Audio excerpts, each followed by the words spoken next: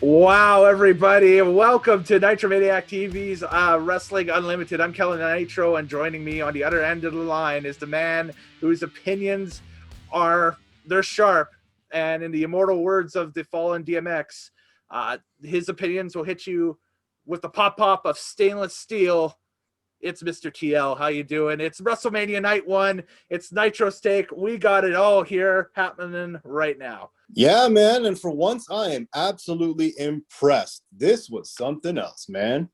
Oh, it was incredible. What a great show from top to bottom. And even with the weather delays and everything. So let's just get right into it. Night 1 happened April 10, 2021 from Raymond James Stadium in Tampa Bay, and they let fans back in. But man, it was an adventure for the fans to get back into the stadium. It was almost as if they had their own WrestleMania match with Mother Nature, because 2 hours before the event, there's a big ass thunderstorm hitting the stadium. We've got parking people not letting cars in. They're telling people to hide in their cars. Severe weather galore. And then you look at the set, and the ship's torn asunder and taking on water, and they need a new boat and everything. And they pulled it off. They were able to turn it around pretty quickly and get everything set back up and let the fans in. And as far as I seen on Twitter, everybody was able to get back in and got out no problem. So, hey, there's a victory right there. Yeah, absolutely. It was some Undertaker weather going on, and they weren't even sure if they were going to get this one off the ground, and they realized why. They are the Tampa Bay Lightning out there, and you know what? Pull it off. And really great set. Absolutely great set that they used.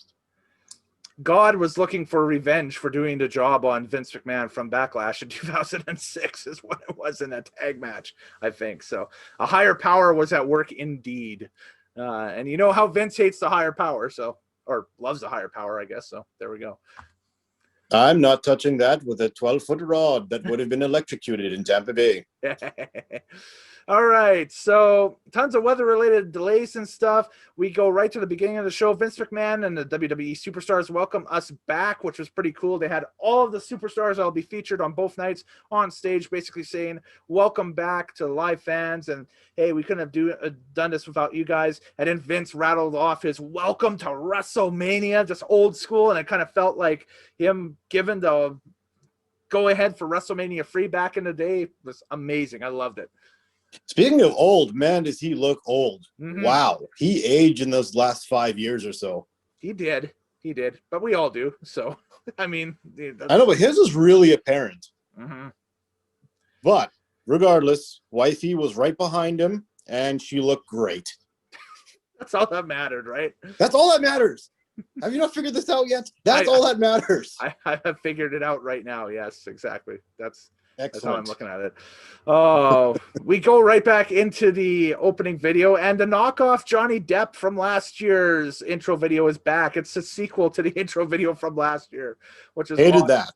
Oh, I hated that. I loved it. I thought it was great.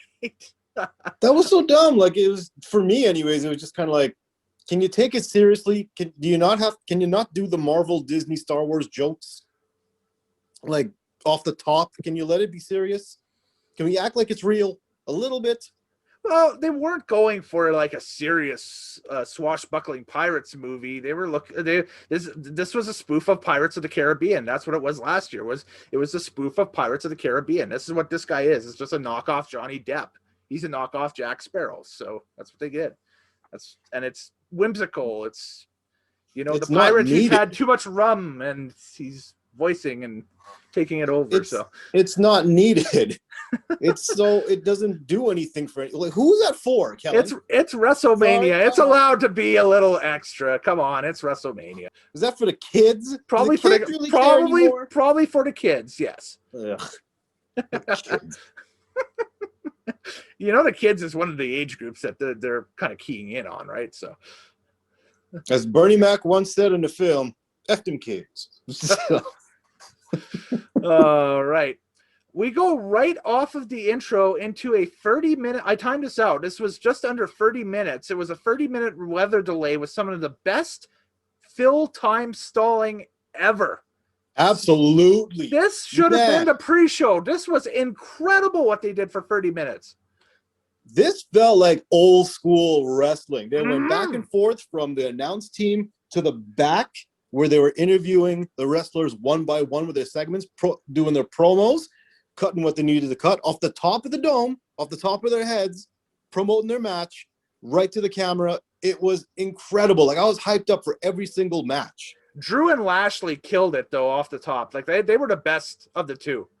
Because Oh, absolutely. that was the last time that they could get their match over. And man, they got that match over within the 3 to 5 minutes. And Drew got his promo over big time with the crowd, with the people watching and everything with that. Like that was just that should have been the pre-show. Like honestly, that's a 30 minutes just rapid fire. Let's go to the back and let's have the two reporters just do a rapid fire thing where they just grab whoever's walking around and ask their opinions on what match they're in that night.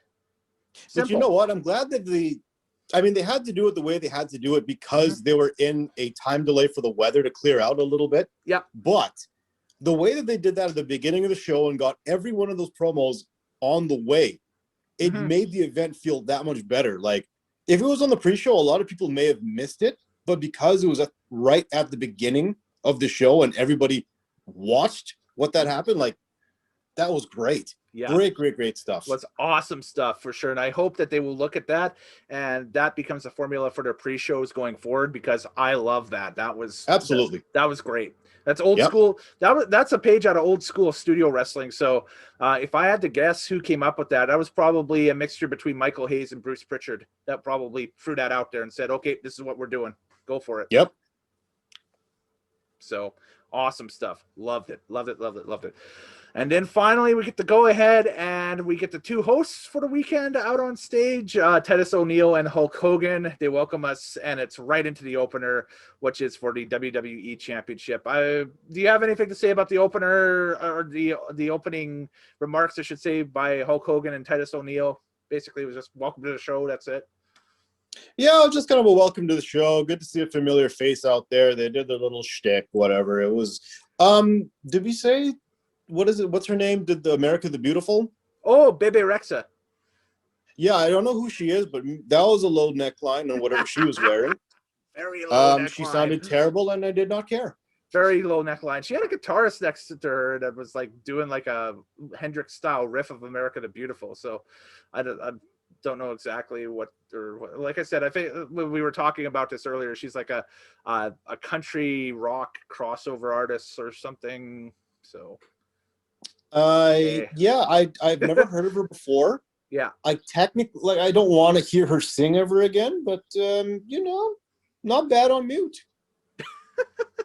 Definitely easy on the eyes for sure. But not on the ears. Yeah. Well. You want the truth, you get in the truth. Yeah, that's what Mr. TL's all about. I'm not going to touch that with 39 and a half foot pole. I was talking about earlier. Yeah. For sure. So, man, we go right into the WWE Championship match. It was the opener. It had been advertised as such throughout the week. Bobby Lashley, the champion, going into this thing versus Drew McIntyre, and this one ran 18 minutes and 20 seconds. And you know what? I'm going to go ahead and say it right off the top here. This was a great power versus power match. And this opener, I thought, was fire. You could have took this opener and put it on any of the big four pay-per-views back in the early 90s. It had that classic WWF style. You had Drew pulling moves out of the Undertaker's playbook, including that dive to the outside. It was very Undertaker-esque. This is Vince McMahon's cup of tea right here, is the two big guys just slugging it out. Yeah, I'm a bit surprised that they opened the entire event with this match because it was the WWE Championship. Yeah.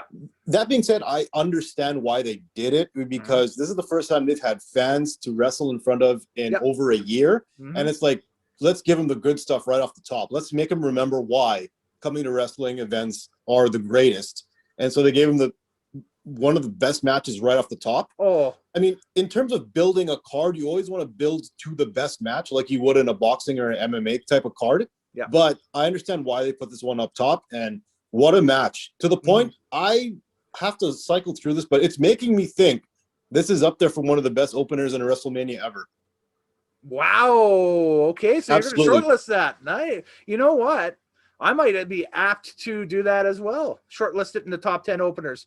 You know, Yeah. it might even be. It depends on how this thing ages, and that's how we remember it from a year or 2 years down the road. But it might be in the top 5 for strong WrestleMania openers. I guess you would have Brett and Owen as your top. Yep. For WrestleMania 10. Yeah, that's kind of the opener that everybody kind of has as their top WrestleMania opener of all time. In that other category, man, making me think just off the top of my head, I would go Triple H and Bryan from WrestleMania 30 because of the stakes and just getting the crowd into it. I thought that opener was really good. This one beats that by a mile. Yeah. I have to This say kills it. that by. This was great because of the build-up and the fact that you went a year without having actual fans in the building, and now you have fans in the building, and you delivered that out there, and it was incredible. And the finish of this thing, the Hurt Lock locked in off of the Claymore attempt, and that allows Lashley to get the submission victory. But he had went for the Hurt Lock several times during this match, and Drew had found different ways to get out of it, but just that last time he couldn't do it. And a surprising result with Bobby Lashley actually retaining the WWE Championship at WrestleMania. Yeah, boy, did we ever get that wrong, but I am still satisfied with that because what a match. It told a great story, and they really built up their finishers. It's like, who can hit it first? And when Bobby Lashley finally locked in that Hurt Lock, that full Nelson there, yeah, it was over. And I was like, wow, they're really protecting this move. And they're also kind of protecting the Claymore because he never really hit it. So as you can see, Mr. TL, I've got the pen right here that I'm going to be, and I have our predictions written down right alongside from earlier in the week. So I'm going to be going through this as we go along. And at the end of the video, I'll be able to give everybody our score after night 1 and who's leading in the predictions tally. This is why I gave that thing up front to don't ever bet on wrestling, because you took my predictions, woo, would you be down some money? Here's the thing. I think you've beat me tonight because I was trying to do this off the top of my head, but I'm not exactly No, sure. I didn't. No, I didn't. Okay, Nope. well, we'll see here. Not even close. Tag team turmoil up next for the spot tomorrow night against Shayna and Nia Jax for those pesky WWE Women's Tag Team Championships. Man, them pesky little titles that everybody wants. So we open with Lana and Naomi versus Carmella and Billie Kay. And my pick was Lana and Naomi, and they were bounced early in this thing with an assisted pin via Carmella and Billie Kay. So sad deal there. This match on a whole, for me, was the blemish of the night. It was a bit train wrecky. Yeah, I don't know what it was, but it's like they have good women's wrestlers in this match, and it did not show through whatsoever. This looked awful from front to back. There were moves that were missed. There were moves that were dropped. They don't look crisp. They don't look effective. They didn't execute anything properly. It was like, ugh, this reminded me of Divas wrestling. The only team that looked good in this match, I thought, was the Riot Squad. Yes and no. I mean, they sold well, and they came out with a good attire. Yeah. As Ruby Riott came out as the Joker. Yeah. And Liv Morgan came out as Harley Quinn. Harley Quinn. Yeah. In terms of the outfits, I guess in general, Naomi and Lana, they look kind of cool with the whole glow in the dark thing that they were pushing. Billie Kay and Carmella didn't make sense, being green and orange. I don't know what that was a shout out to. Yeah, like, was that like a Kawada Misawa type of thing, or what? I think you're overthinking that. Carmella. Okay, fine. Carmella and Kay as a Kawada and Misawa thing. That's giving them way too much credit, I think. But I think they were just working off of the two singles talents being thrown together at this last minute to be in this thing. That's it. I think there's no team there. I think fine. They were lemon lime. They were 7-Up. Exactly. By the way, they sucked. Mandy Rose and Dana Brooke. The Barbies. They had, first of all, I have written down here scandalous pink numbers by Mandy and Dana. I thought they looked like flamingos. I thought they were bikinis, honestly, when they walked out, but then I realized that, nope, those are bodysuits. And then Mandy pulled an Ultimate Dragon, which at WrestleMania is not a good thing. To quote the late, great Hall of Famer Davey Boy Smith, she fell flat on her ass. Yeah, she did. Yeah, it was still a little bit slippery out on that ramp, and she ate it. She just wiped out as she was walking down. But I mean, she got back up, laughed it off, whatever. The Barbies and Carmella were tan like Hulk Hogan. Yes. Like they looked Jinder Mahal tan. It was not good. The spray on was a little heavy, is what you're saying? Oh my goodness. They look browner than Great Khali. Like that's not it's just not right. It's not right. There were a few times. Weird. Yeah. There were a few times during this match I was watching via WWE Network through my cable box up here in Canada. I think you were doing the same as well. Yes. Yes. So there was a few times during that our network feed kind of blacked out for a quick second and came back up. Those weren't service interruptions. Those weren't lightning in the area. Those weren't anything to do with the rain that was passing through. That was Kevin Dunn hitting the dump button because, man, there were some wardrobe malfunctions in this match. And I didn't quite notice that because I legit thought what you just said, it was just something going wrong with the cable provider. I didn't know that they were really blacking out a wardrobe malfunction. I thought so too, but the way that they were acting and covering themselves up after moves and everything, the outfits, I think, kind of maybe didn't really respond well to in-ring activity.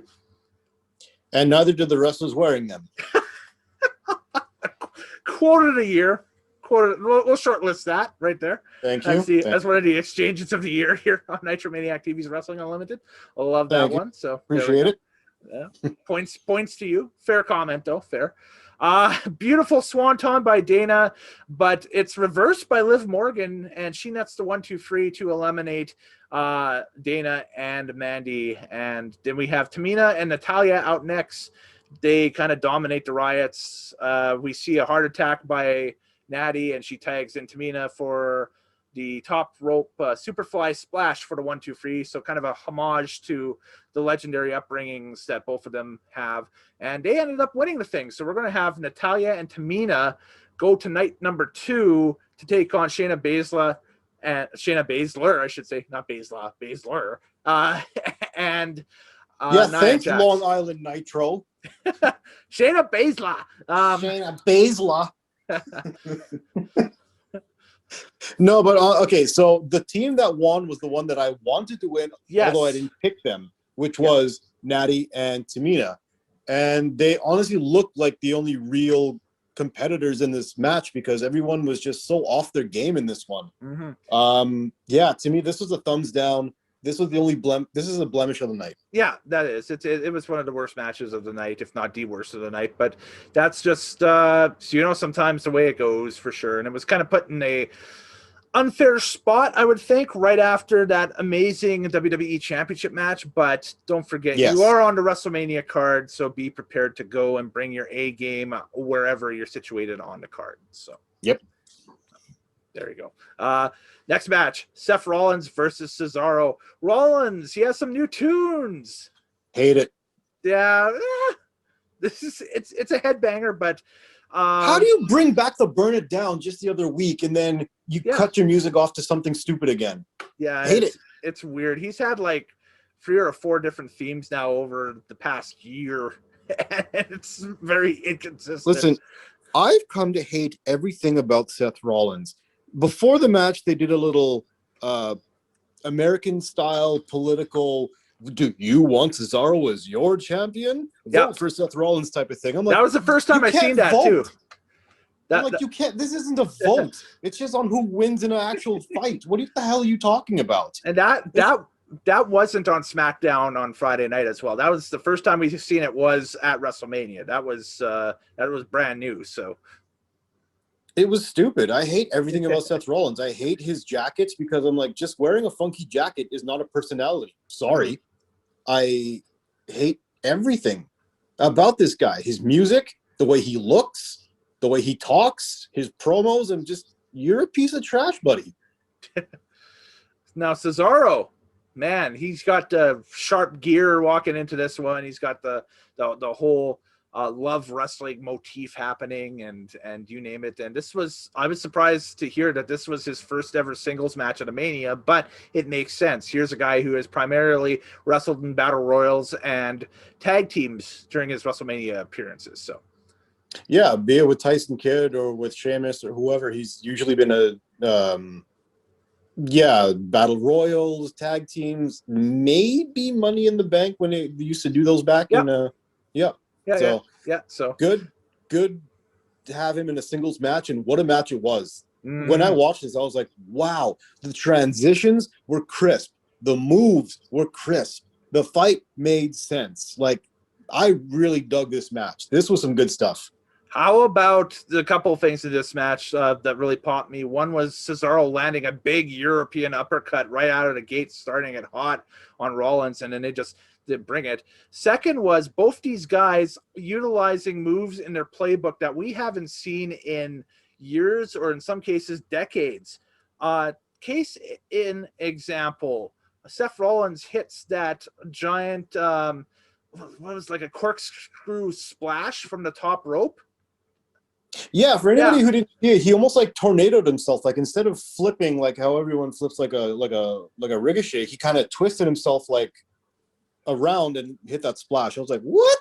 Yep, the corkscrew splash was a finisher of his dating back to, and get this, and you'll pop when you hear this, Wrestling Society X on MTV when he was Tyler Black back in 2008. Holy crap. That's going deep into the playbook. That's your greatest hits right there. Yep. But man, did he break it out for the right night, because that looked really good. Everything that they were doing in this match looked great.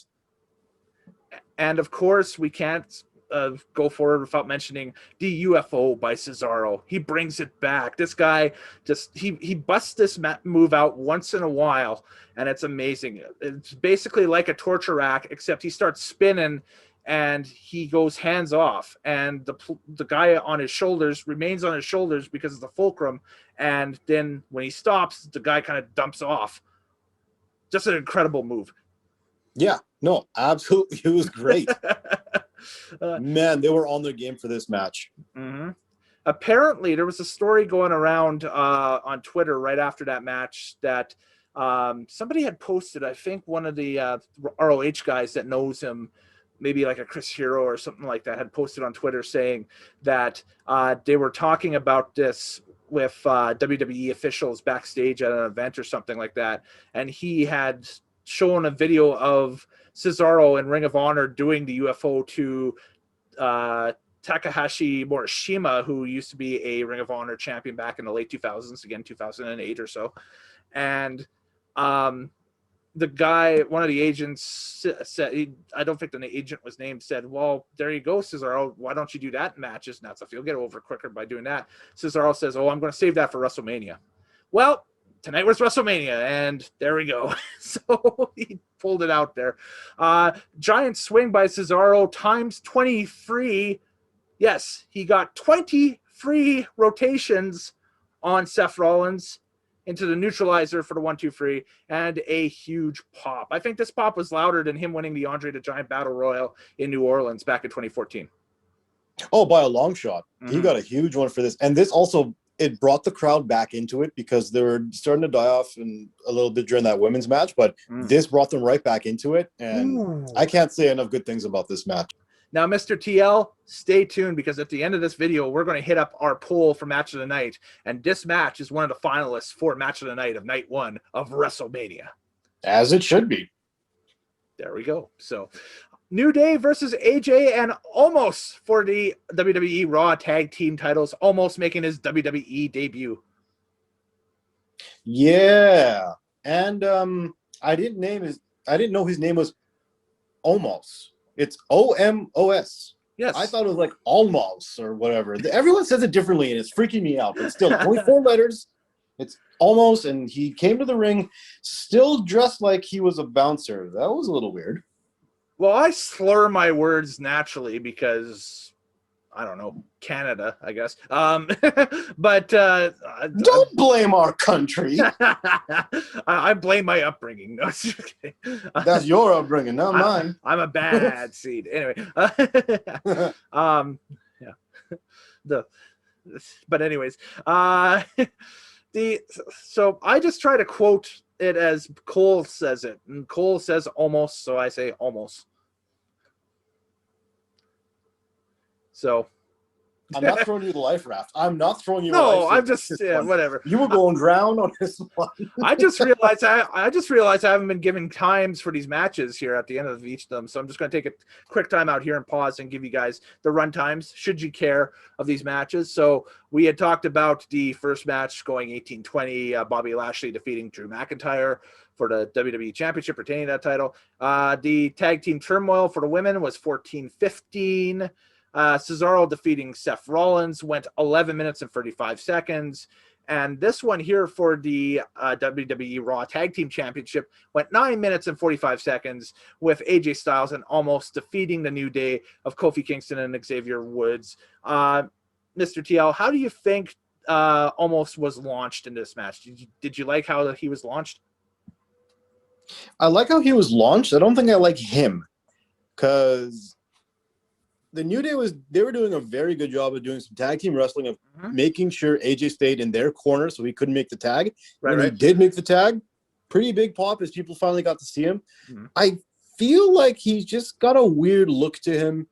He has weird facials, and I don't know. There's just something off about the guy. They gave him every single chance to make it right, like to make this work. But I'm just like, this dude kind of weird. He's a little, I don't know, Great Khali-ish. There's just something not right. He kind of gives me a early Diesel vibe, an early Kevin Nash vibe from when we first found out that Diesel was Shawn Michaels' bodyguard back in 94 or late 93, whenever it was. But Diesel was wider. Like, he had a muscular build to him.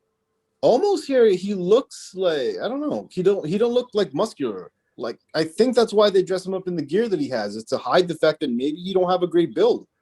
Well, yeah, he was all in black tonight and black, of course, is kind of a flat, slimming type color naturally. But I don't know. That's tough. That's a tough look. I guess we'll have to just wait and see as the weeks roll out. But I can see your point, though. Now thinking about it, that's tough. Yeah, like he came out, he looks a bit slim. He's very tall, but he looks slim and he looks a bit stoic, and he doesn't seem to move very well. He doesn't seem athletic yet. It's just, I don't know. I'm not liking it. Not liking it. This is one of the questions I'm going to throw out to our viewers and listeners. So put in the comments section below, what did you think of Almost's debut? Thumbs up or thumbs down? Either way, let me know. Let us know. Yeah, it's a very good question, because I think that the way that they set it up gave him every opportunity to make it work. I mean, the crowd was into it once AJ hit that tag. And the New Day did a great job of selling whatever he hit him with, but I don't know. It just seemed a bit awkward. Ready to move on to the next one here? Let me just see here, because I think before we move on to nope, they lowered the cage. That's right.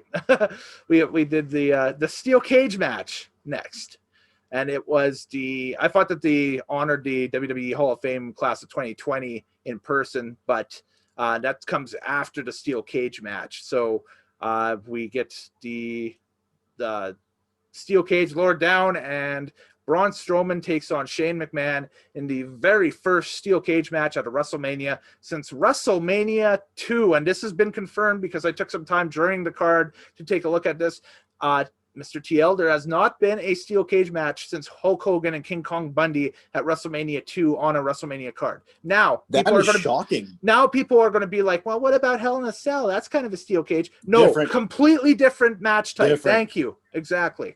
This was the very first cage match in over, I don't know, 35 years at a WrestleMania.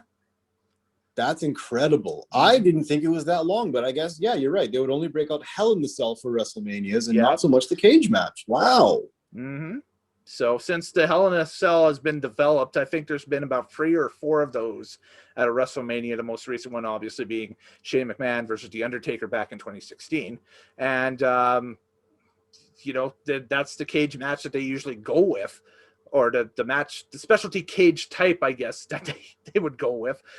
It would be like, but don't you consider War Games a cage match? No, again, completely different match type. So there we go. We're talking different rules, different structure. We're talking one-on-one steel cage, no roof.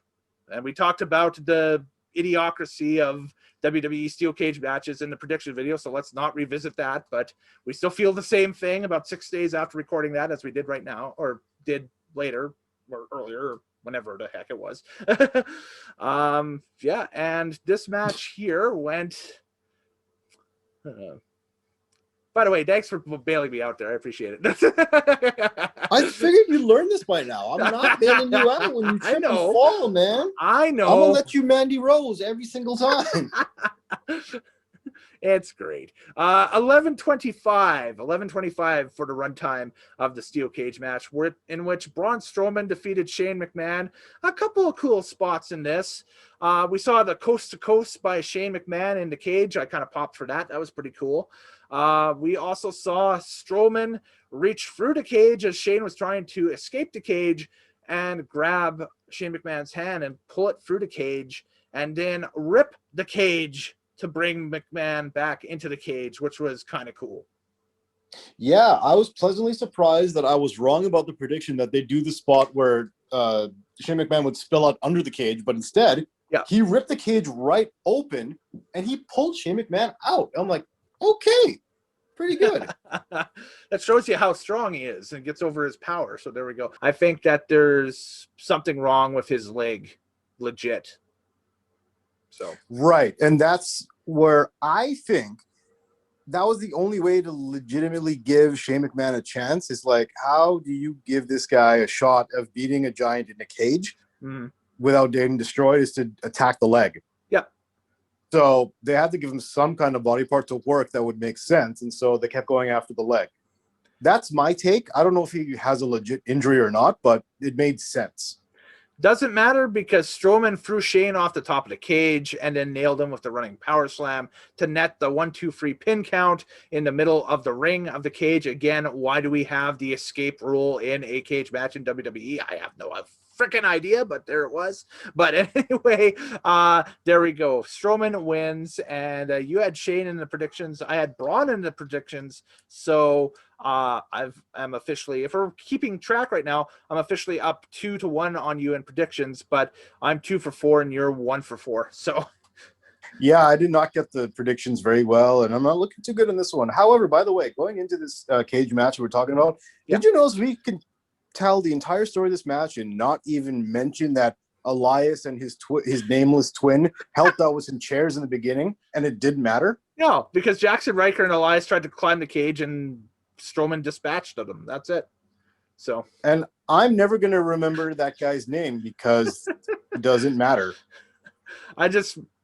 Because it just feels like a B-movie spaceman hero type is Jackson Riker and the Troopers of Andromeda or something, Well, okay. Riker is the name of the dude on Star Trek, right?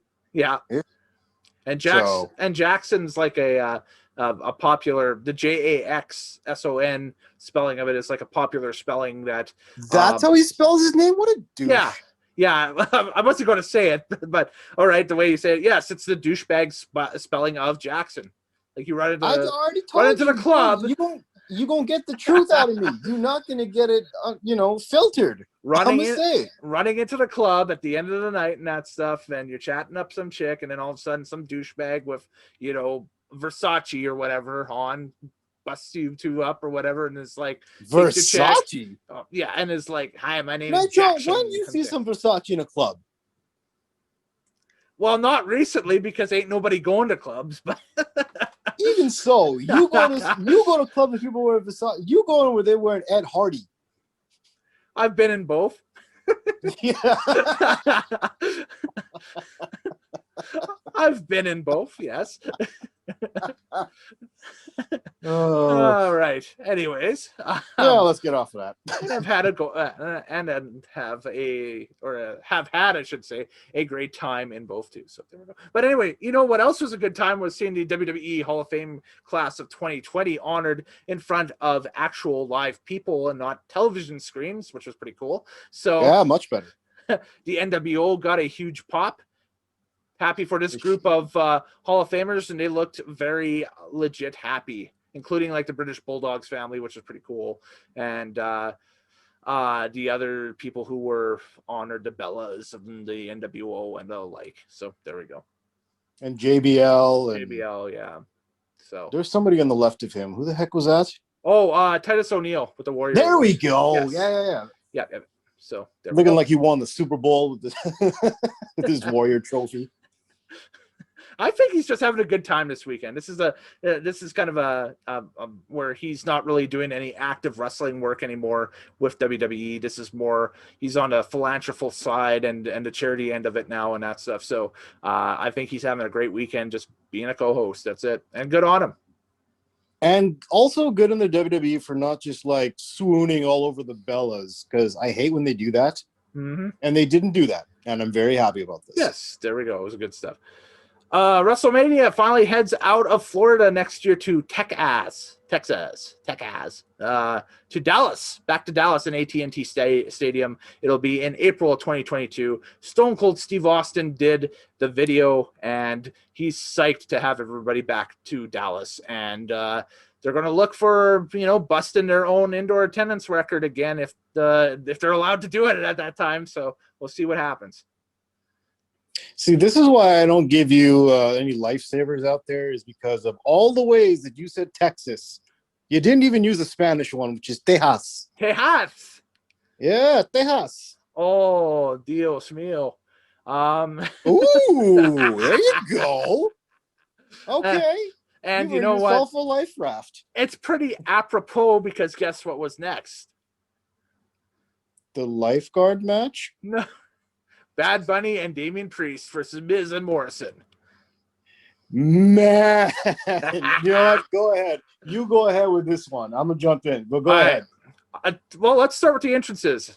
Miz and Morrison, a ton of rabbits hit the ring. Seriously, it looked like when you and your buddies get drunk and decide to pop in WWE 2K whatever, have a battle royal, and decide just to load in the Easter Bunny caw about 27 times in a Royal Rumble. Yeah, let's clear that up for anybody who's listening to this but not viewing this. It wasn't animal bunnies that just loaded into the ring, although that would have been hilarious and poop everywhere. But no, it was people dressed in an Easter Bunny costume hopping to the ring. There must have been at least 20 of them, all not regarding the whole COVID thing. But anyways, they had their masks on. But that's your NXT trainees that were brought in to work dark matches and that stuff this week. So it also disturbed me that some of the bunnies only had one ear, and I'm just like, this is getting creepier than it needs to be. But the bunnies came out from Miz and Morris's entrance, where they sort of lip synced their song that they made. Hey, hop, hop. Yeah, and they made it very. They did it. They performed it very poorly because the backtrack had the lyrics, and their mics were half live or just lower down, and Morrison can't perform for shit. So he was awful. The Miz was like trying to make it work, but he realized how bad this was working. So they just got in the ring and they're like, okay, they did their thing. All the bunnies filed out. Yeah. And we didn't see them again. Nope. That was it. And a real cool cinematic entrance for Bad Bunny where he was on top of the truck and the truck rolled in very fast and then kind of just creeped into the stadium, which was kind of strange.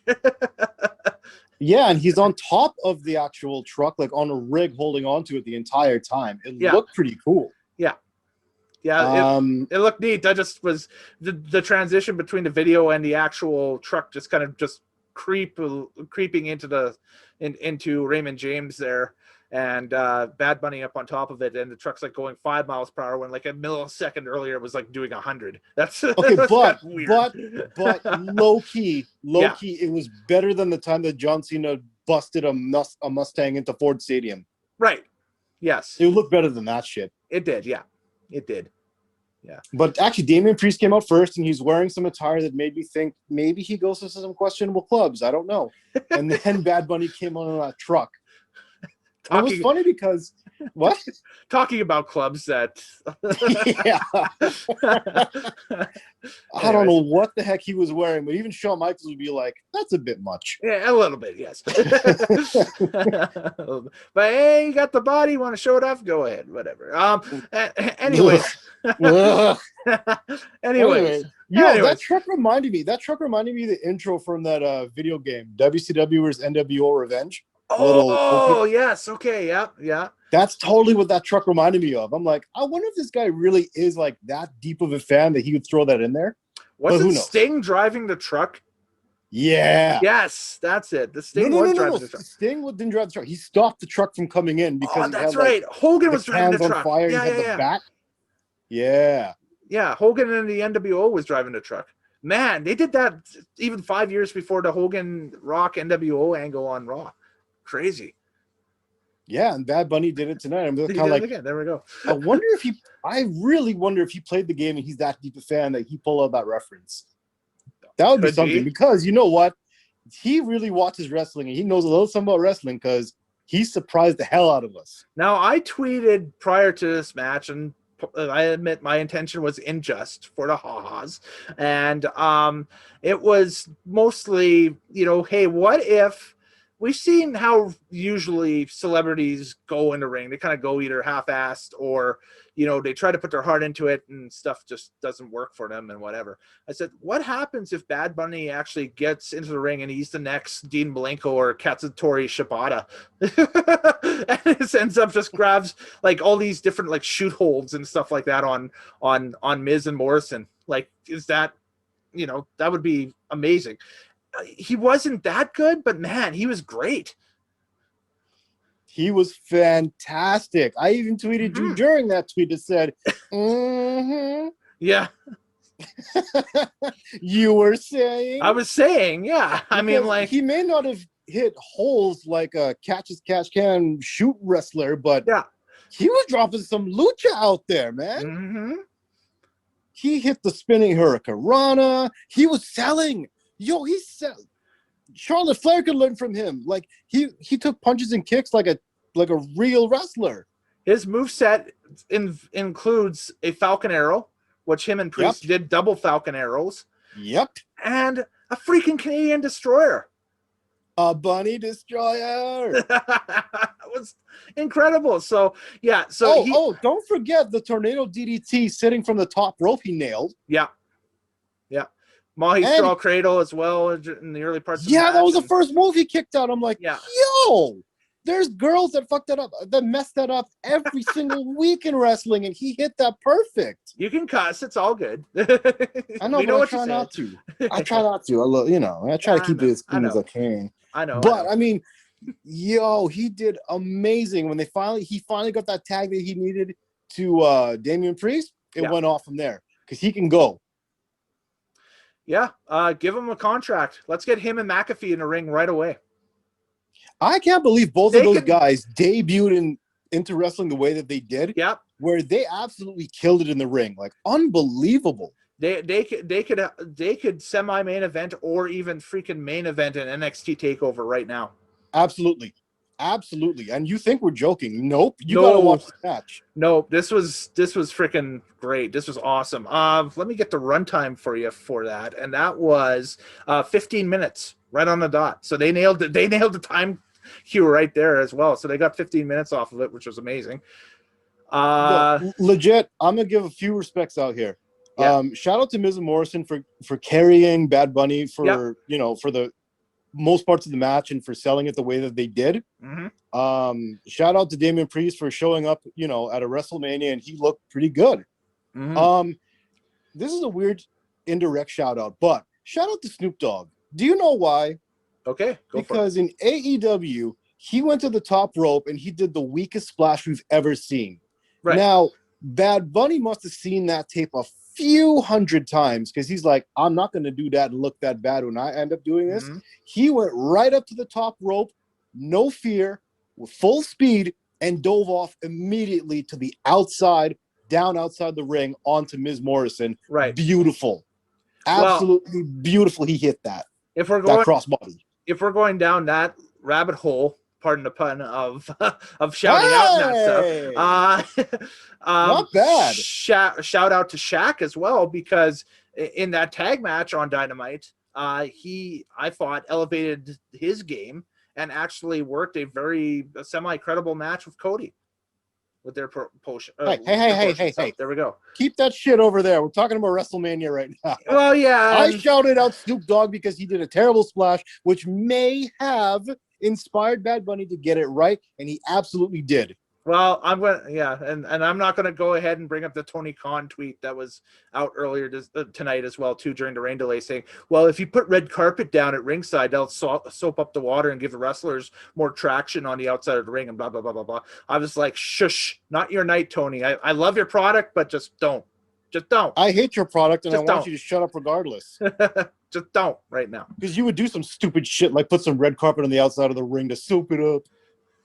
Dumbass. Anyways, sorry. Main event time. Let's get you hyped for this one. This is main event time coming up next. Can we also just mention two things we may have missed? Mm-hmm. One, did we both get this right? Oh, the prediction. Yeah. Yes. I think we did. Yes, we did. Yeah. Yeah, which is good because we got the tag titles both wrong, so that kind of cancels it out. And two, Bailey showed up about twice during this event to try to sneak her way into the backstage stuff. Yes. And, not bad. I guess it was kind of worth mentioning that at least she got a little bit of FaceTime on this with her ding-dong, knock-knock, hello, whatever shit she's doing. I think they're trying to portray her as a Karen right now, but... Is that what she is? Like, that type? No, I think they're trying to more portray her as, like, the girl who's trying to get in with all the groups to be like, hey, I'm popular too, remember me? Yeah, but that kind of is taken away from Billie Kay's gimmick, though, because that was her gimmick for the past few months. But hers is like more funny and annoying and cringy. Yeah. And this one is more, oh yeah, you're right. Shit, funny, annoying, and cringy. Man, maybe she is stealing her gimmick. Yeah. So, which is weird because, I mean, like, you have two of the best workers in women's wrestling over the past 5 years in Bailey and Charlotte, and they're nowhere near this WrestleMania in a match. Yeah, not at all. Not at all. Point that Bailey is just kind of like trying to sneak her way in and be like, hey, NWO, I'm cool too. And they just kind of blow her off. At Charlotte, we have no idea what's happening with Charlotte right now. None. But yeah, they mentioned that she had COVID to get her off the show, but no other mention at all. And then that was proven wrong because people in her camp are saying, no, she actually has tested negative at every COVID test. So yeah, they literally wrote her off TV with COVID. That's incredible. Yeah. But anyways, let's go on to the main event. All right. WWE Women's SmackDown Women's Championship. Sasha Banks, the champion, going into this one versus Bianca Belair, the challenger. This one was a barn burner that ran 17 minutes and 15 seconds. Really? It only ran 17:15? God, I thought it was longer than that. It felt longer than that. It was good. Both have really cool light logo entrances with drones. That's how they pulled that off. That wasn't a CGI thing. That was drones. They did that during the Super Bowl as well, with lights on drones doing things, which is pretty cool. Cool. Yeah. Both contestants in tears off of the lockup. A very emotional main event. Historic. History. Okay. So, yes and no. Okay. Bianca was clearly in tears. Yes. Sasha was hiding it a lot better. Yeah. And it played into an amazing story in this match because Bianca was being portrayed as, like, although powerful, she was nowhere near as experienced. Right. And she was like, her composure was breaking down at the beginning of the match. And Sasha, although not as strong, is much smarter, craftier, and is experienced, even though she's young, but she's been in this thing for such a long time that she's an absolute pro. Yeah. And she was holding her composure better. And that's how the match played itself out the entire time. One was more cunning, the other one was more powerful and strong. Exactly. And they played that so perfectly in this match. They did some great spots, some great transitions. Bianca Belair lifted up over her head a press of Sasha Banks from on the outside of the ring, Yeah. carried her up the stairs in that press, and launched her back into the ring. I'm like, damn, what a spot. Yeah, caught her out of a suicide dive of all things for that. Oh, that's right. Mhm. Sasha Banks did a suicide dive, which got rolled up into a fireman's carry, which then Bianca Belair pressed her up and then walked up the stairs in that press and threw her back in the ring. Yeah. Unreal. Very simple formula to this one. Every time Sasha hit her with her normal offense, Bianca used a power move to counter, and then vice versa. Every time Bianca used a power move to counter out of this, Sasha hit her with something out of her playbook. Yeah, absolutely. And Sasha, she is such a professional. Like the way that she sells, the way that she transitions, the way that she does her moves are crisp. She executes perfectly. Even that initial lockup, I'm like, holy crap, that's a great, like the lockup was strong. Usually in like women's wrestling, the lockups are usually just like little flaily tie-ups. Mm-hmm. This one went strong, like they were Drew and Bobby. Like it was a strong lockup at the beginning. I'm like, dang, these two came to wrestle and they did. This will be a match that I think that women's wrestling fans will be taking a look at this. You'll see podcasts made about this match in years to come off of this, because it was a classic end to a great night of wrestling. This will be something, like I said, that people will revisit for years to come with this. And the finish, oh my God. All right, let's talk about this finish here, because this was a mind blower. The setup for this, a Meteora attempt, but Banks smokes her knees into the corner, and that allows Bianca Belair to hit the 450 on Banks, only nets a 2 count, and the two kind of reset. And then it looks like Sasha's charging at Bianca once again, maybe for a second Meteora or whatever, but Bianca gets back up and uses her hair, which we've seen in the past on NXT and so on and so forth, as a whip. Back in NXT, she usually did this early in the match to get over the fact that, hey, I got long hair, I could use this as a weapon. And we should also mention too that they were using her hair as kind of a pseudo strap. Like this thing was almost like a strap match at times during this match. Yeah, that's exactly what I was going to cut in and say, was that the only reason that Bianca Belair used her hair, holding it in her hands and smacked it like an actual whip, which made the crack. The only reason she did that is because throughout the entire match, Sasha Banks was grabbing onto her hair and using it to pull Belair like into an elbow, into a knee. She kept grabbing it on like a strap match, like you were saying, and just belting her with it or tugging her into a move or around a post or around a rope to tie her up. And I think at one point she almost had a bank statement using her own braided hair. It was some good stuff. And then, right at the end there, Bianca Belair's like, let me show you what this hair really does. It whipped her and it made the crack. The crowd went nuts. Yeah, that wasn't dubbed in sound that you heard on the broadcast, folks. That was dead ass natural Foley right there. Dead ass. And that was lightning. That allows Bianca to hit the Kiss of Death finish that she's got, and a 1-2 free, which the ref counted 1-2 free. Cole thinks though that Sasha kicked out, but that was, I think, a mistake on his end. He might have botched a call on that. That was a clean 1-2 free, and we have a new SmackDown Women's Champion. But that's not the story there. The story is the shot at the end where Sasha is on the outside of the ring trying to recover off of this thing. You look at her abdomen, and the whole thing is just split wide open off of that whip. Yeah, man. She was cut from that whip on her side of her abs. I'm like, whoa, she took that like a champ. It's probably the hardest she's ever whipped anybody with that move, in NXT and WWE ever. She just let that thing fly, and I was like, "Oh!" I'm gonna say this about this main event. I at first, even though Sasha is wifey, and I am proud of her, and I love her. I don't care who knows it. That's my girl. That's wifey. Now, that all said, I wasn't sure about this match being the main event of night 1 of WrestleMania. I thought it really should have been Lashley and McIntyre. But after this was all said and done, this match deserved to be the main event. It was the main event. It's one of the best main events that anybody could ever watch. These two brought it. They shut up all critics, myself included. They put it down tonight. Hashtag this match rules. This match is an instant classic. Mm-hmm. Like, the hell with Dave Meltzer, this is your 7-star match.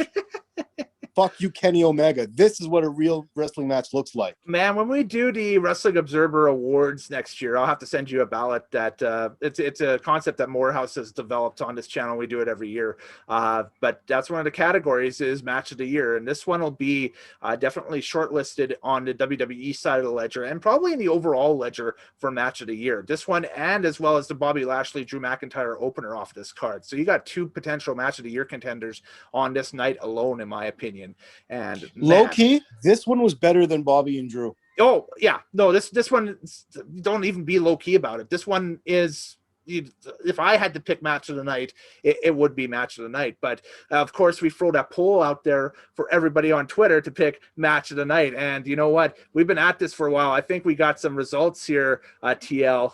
I'm looking at the notifications and we got some results. So here we go. And yeah, you're right. 75% of the respondents have Bianca Banks as the SmackDown Women's Championship match of the night for night. That's the right choice. That is legitimately the right choice. There we go. I mean, I have been very critical about scoring a night as an event as a whole.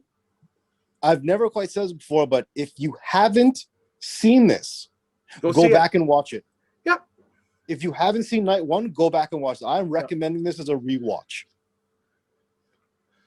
Gotcha. Nope, for sure. So this will be a great rewatch for everybody.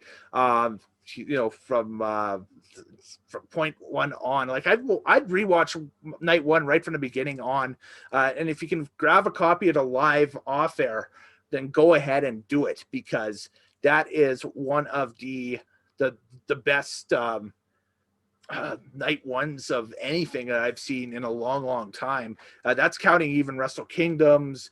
There's a lot of 2-night stuff now with these big cards and everything, because it's kind of in vogue to do. But yeah, it's going to be tough for night 2 to try to top this. But there we go. So now comes the time of the show where we got to sit down and give this thing a rating out of 10. And do you want me to go first, or do you want to go first? Go ahead, because I'm hesitant about my score right now at this point, but go ahead. Okay, and I'm confident in my score of this one. I'm giving this an 8.5. Wow, good. This is a drastic improvement from the ones that I've given before, which were like 4s and 5s and 5.5s and stuff like that. This is an 8.5. You had some good matches throughout this entire event. The only blemish in this one was the women's match, to be honest, and that's where it drops the 1 point. Yep. It drops a half point for some of the production things that kind of went a little wonky because of weather. Where like Seth Rollins, his little sticks of fire on the way to the ring weren't working, or pyros going off randomly. Yeah, I thought there was a shooting going on within the stadium at one point, but it wasn't. There was some weird bangs going on and that stuff during some matches. And there was a lot of weird effects and stuff going on. Oh man, when Drew McIntyre came to the ring and they had his little logos and stuff, and it loaded in like 56K, his little like sword or whatever, and his logo. I gotta rewatch that. I missed that, but yeah, okay. It's a big wide shot of the arena where they do the little big effects, the big effects on screen, and it has his logo with a sword. It's supposed to slide in and then cover the ring, and then it goes right to the shot of the ramp. You'll see it load in like 56K, like chugging along. I'm like, ooh, that looks terrible. So, I mean, there was hiccups along the way, but I mean, the promos at the beginning, the quality of the matches, the amount of matches that we got that were of high quality in this thing, even Shane and Braun Strowman, which wasn't like a good match in general, it was still entertaining, and they did something different where they pulled the cage open. And by the way, Braun Strowman looks in incredible shape. I remember he was a doughy fat mess when he started in the Wyatt family, and he's got his muscles on gear. Oh, dude is cut. Yeah. Ripped, jacked, cut, all of the superlatives. Exactly. I mean, you know what? This was a great night of wrestling. Yeah. The main event was incredible. The opener, like I said, it might go down as one of the best ever for a WrestleMania opener. And this is an 8.5 for me. I dare to be different. I'm going to say 9 out of 10 for this one because of the Fair. sheer fact, because of the 30-minute rain delay and them kind of inadvertently finding out how they should run their pre-shows from here on out, because that was the best 30 minutes of a lead into a pay-per-view I have ever experienced. Was just the rapid fire interviews, guys and girls getting their matches across quickly. Just let them be them, off the head, you know. This is not off a script or whatever. This is, you know, what your character would say if it was you and you are writing your own stuff. So do it. Awesome. Yeah. And you know what? By doing it all in one big chunk at the top of the show, they didn't have to do it throughout the show to break it up. No. They just got it right there out the way. You were hyped up for the event as it came along, and it was match after match. Beautiful stuff. Now, I almost wonder for night 2 if they're going to change that up, and we see even if the weather's great, we see that roll out during their pre-show tomorrow night in night number 2, because it was like, oh yeah, well, that's a great idea. Let's do this then. I hope so. I hope that they learn everything that they did from night 1 to make night 2 even better. Yeah. Night 1 was a complete surprise because we thought this was going to be the lighter one. Yeah. We thought this was going to be the downfall of the pay-per-views for WrestleMania, but man, did they set the bar up pretty high. It'll be very rare at the end of the year, but I have no real qualms about saying this, is that we have a pay-per-view that had 2 match of the year contenders and a contender for worst match of the year as well. So it will be great to see the 2 match of the year contenders, of course, being Bianca and Sasha for the women's or SmackDown women's title, and then Drew and Bobby for the WWE title being up there for, you know, the 5-star classic match of the year type thing. Yep. And of course, the women's gauntlet eliminator being up there for the worst match of the year, just due to all the happenstance and happenings and goofy things happening.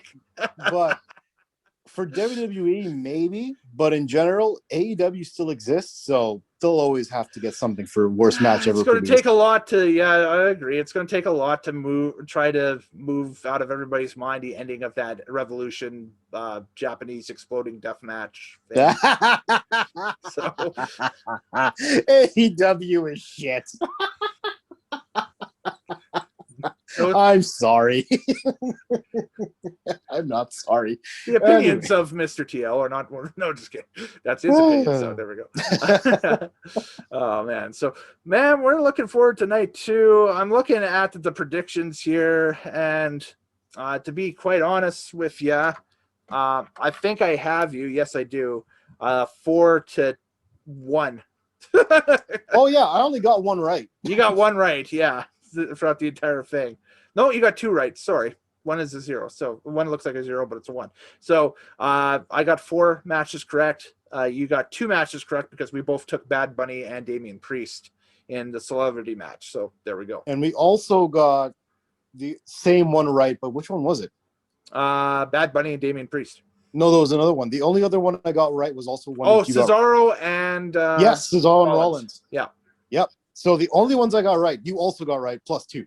So, yeah, I should probably follow your lead a little bit more. We'll have to wait and see what happens tomorrow. But I'll never do that.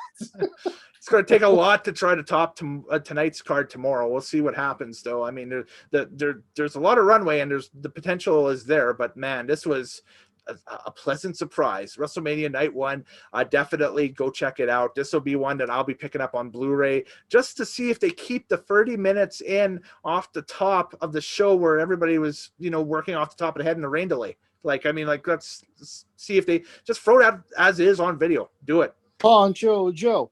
Poncho Joe. That's another thing, Poncho too. Joe. Poncho Joe. The ponchos they were rocking during that one on camera was amazing. I was like, oh, please call night 1 of WrestleMania in ponchos. It would be so awesome. It was so good.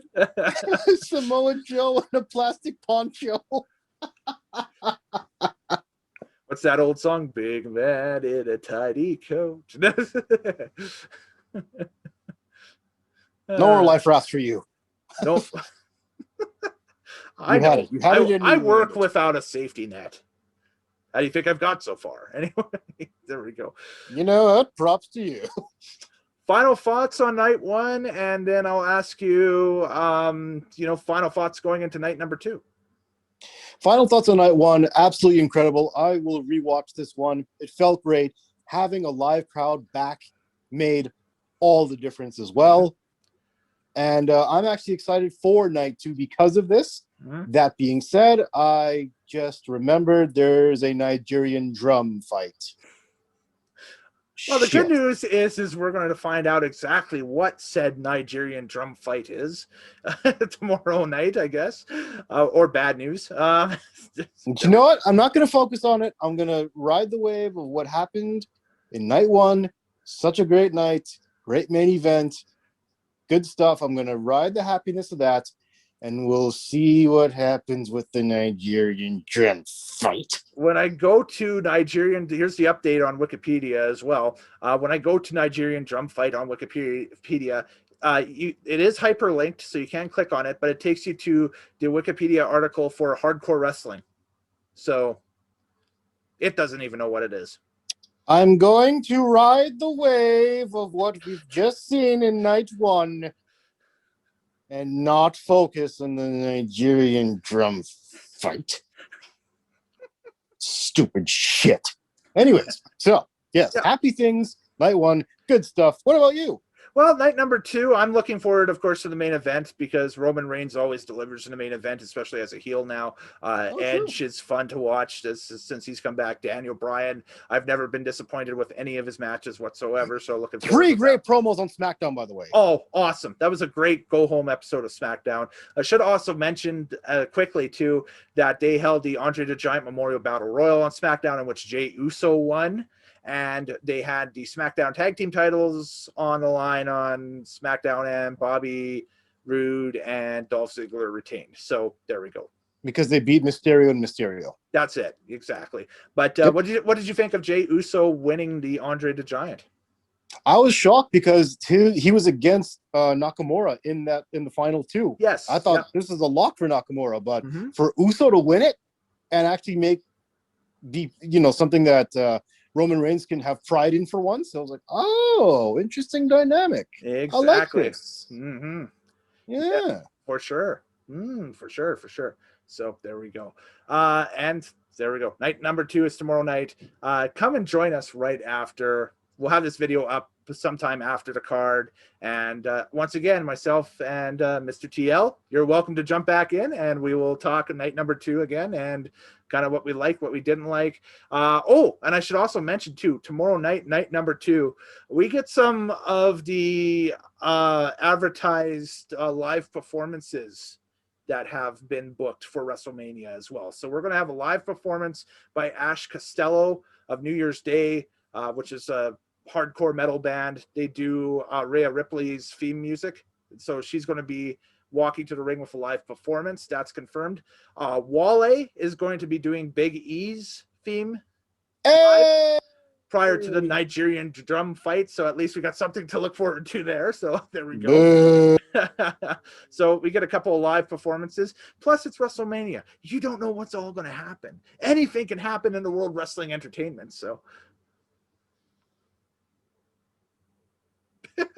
no response. No lightsabers. Okay. No lightsabers. No lightsabers. Damn it. This isn't Star Wars. No, but you are right. Anything can happen. It should be a good night. Musical entrances. So I'm guessing that means Rhea Ripley's going to win, and I'm going to lose on that prediction as well. But hey, there we go. And we'll get to see what sort of zany antics. Try that again. We'll get to see what sort of zany I can't talk. Did you turn into a Tasmanian devil just now? What just happened? I'm trying to say antics or antics. Antics. That's what almost. Now, whatever antics that Sami Zayn is going to bring against Kevin Owens with Logan Paul there. Exactly. Well. There you go. That's what I'm trying There's to your say. lifesaver. You earned one. Well, I'm going to shut this video off before I learn how to not talk and become weird. So anyways, I'm Kellen Nitro. He's been Mr. TL. We'll catch you next time here on Nitromaniac TV's Wrestling Unlimited. Thank you for sticking with us. Hope you enjoyed night number 1, and we'll see you after night number 2. Take care. Bye.